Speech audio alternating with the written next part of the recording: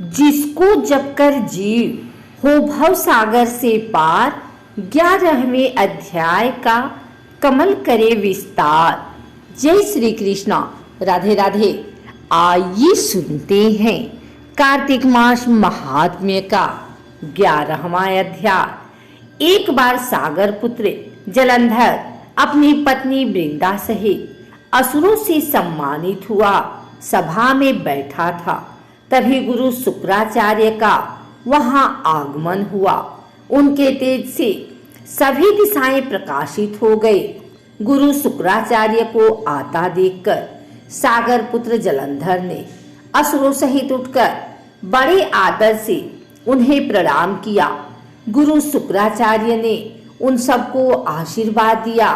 फिर जलंधर ने उन्हें एक दिव्य आसन पर बैठाकर स्वयं भी आसन ग्रहण किया। फिर सागर पुत्र जलंधर ने उनसे विनम्रता पूर्वक पूछा, हे गुरुजी, आप हमें यह बताने की कृपा करें कि राहु का सिर किसने काटा था।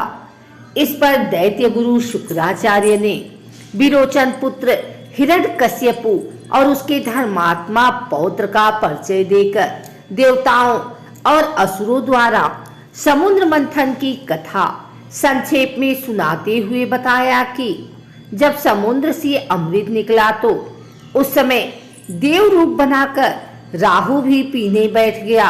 इस पर इंद्र के पक्षपाती भगवान विष्णु ने राहु का सिर काट डाला।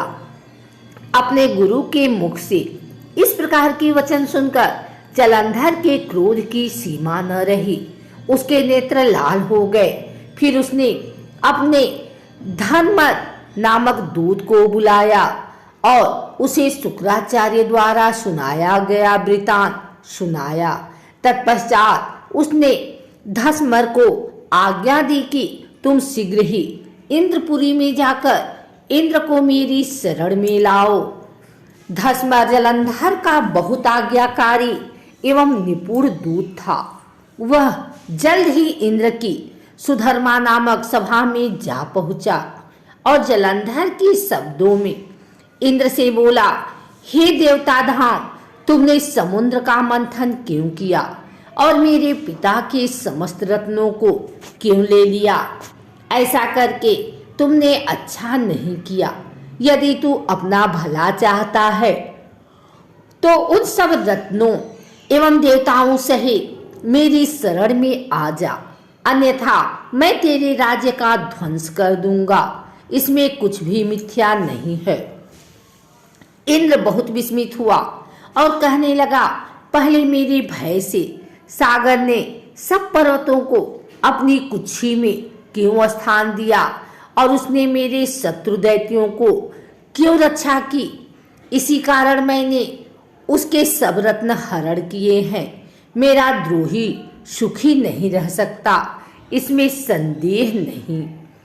इंद्र की ऐसी बात सुनकर वह दूत शीघ्र ही जलंधर के पास आया और सब बातें कह सुनाई।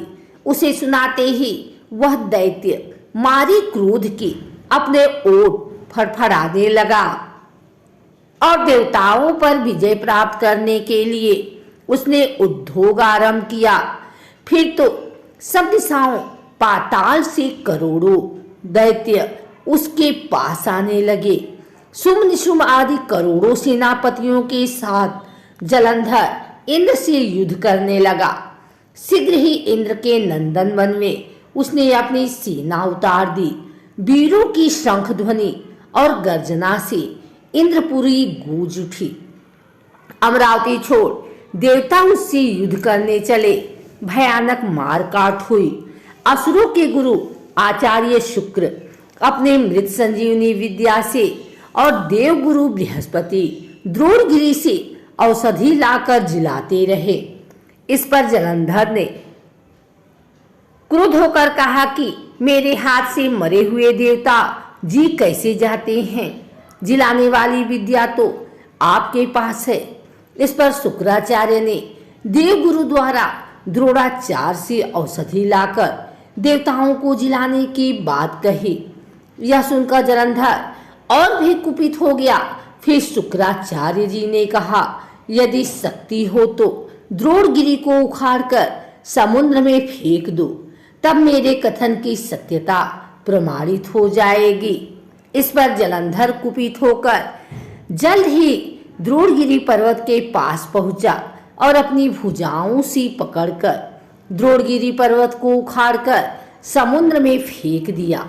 यह तो भगवान शंकर का तेज था, इसमें जलंधर की कोई विचित्रता नहीं थी। तत्पश्चात यह सागर पुत्र युद्ध भूमि में आकर बड़े तीव्र गति से देवताओं का संहार करने लगा। जब द्रोणाचार्य जी औषधि लेने गए तो द्रोणांचल को उखड़ा हुआ शून्य पाया। वह भयभीत हो देवताओं के पास आए और कहा कि युद्ध बंद कर दो, जलंधर को अब नहीं जीत सकोगे। पहले इंद्र ने शिव जी का अपमान किया था। यह सुन देवता युद्ध में जय की आशा त्याग कर इधर उधर भाग गए। सिंधुसुत निर्भय हो अमरावती में घुस गया। इंद्र आदि सब देवताओं ने गुफाओं में शरण ली। अगर आपको हमारी वीडियो अच्छी लगी हो तो इसे लाइक करें, कमेंट करें, शेयर करें। हमारे चैनल को सब्सक्राइब करके बेल नोटिफिकेशन ऑल पर सेट कर लें, ताकि आगे आने वाली वीडियो सबसे पहले आप तक पहुंच सके। धन्यवाद।